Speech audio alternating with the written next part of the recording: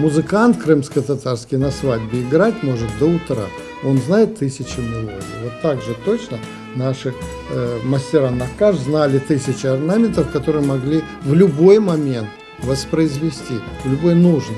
У нас таких мастеров, к сожалению, сегодня нет.